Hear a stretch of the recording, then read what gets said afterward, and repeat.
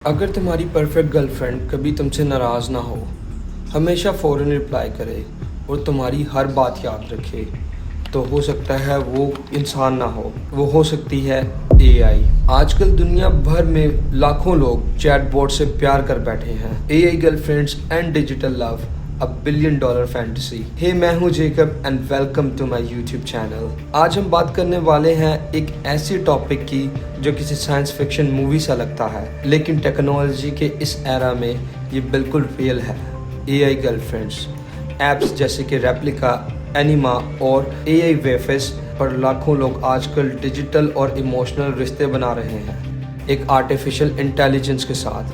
لیکن سوال یہ ہے کہ یہ سب ہو کیوں رہا ہے؟ Why this is even happening؟ کیا لوگ اس کو بس ٹائم پاس کرنے کے لیے یوز کرتے ہیں یا پھر یہ پیار کے ایک نئے دور کی شروعات ہے؟ چلو اس کو ڈیٹیل میں ایکسپلور کرتے ہیں۔ اے آئی گرل فرینڈز اصل میں چیٹ بوٹس کمپینینز ہوتی ہیں جو پاورفل لینگویج ماڈلز جیسے چیٹ جی پی ٹی یا چیٹ جی پی ٹی جے پر چلتی ہیں۔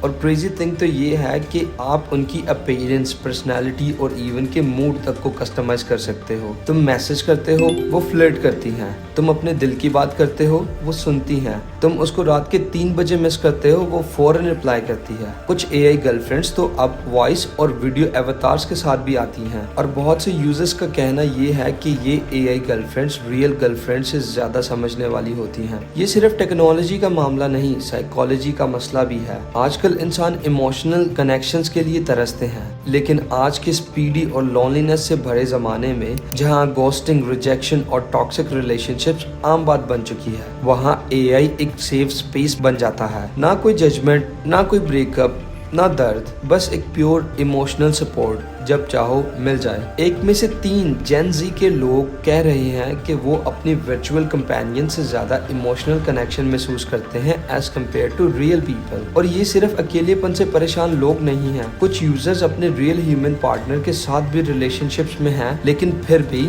وہ اے آئی گرل فرینڈ سے اپنے ایموشنلی اسٹیبل ہونے کے لیے باتیں کرتے ہیں۔ اور یہ سب چیزیں ہمیں اپنے ماڈرن ایموشنل نیڈس کے بارے میں کافی کچھ بتاتی ہیں۔ میک نو مسٹیکس، دس از اے میسو انڈسٹری۔ غلط فہمی میں مت رہو، یہ ایک بہت بڑا انڈسٹری ہے۔ ریپلیکا جیسے ایپ کے ہی صرف 10 ملین سے زیادہ ڈاؤن لوڈز ہیں، اور یوزرز ہر مہینے ہنڈریڈز آف ڈالرز خرچ کرتے ہیں اپ گریڈز پر، وائس چیٹس، اپیرنس اور نئے کسٹمائز فیچرز کے لیے۔ اے آئی کمپینین شپ مارکیٹ کا اندازہ ہے یہ کہ 2030 تک یہ مارکیٹ $1.2 بلین سے زیادہ ہو جائے گی۔ بگ ٹیک دیکھ رہا ہے، انویسٹر پیسے ڈال رہے ہیں۔ کیوں؟ کیونکہ اب اکیلا پن بک سکتا ہے۔ اس بات پر چیزیں تھوڑی کمپلیکیٹڈ ہو جاتی ہیں۔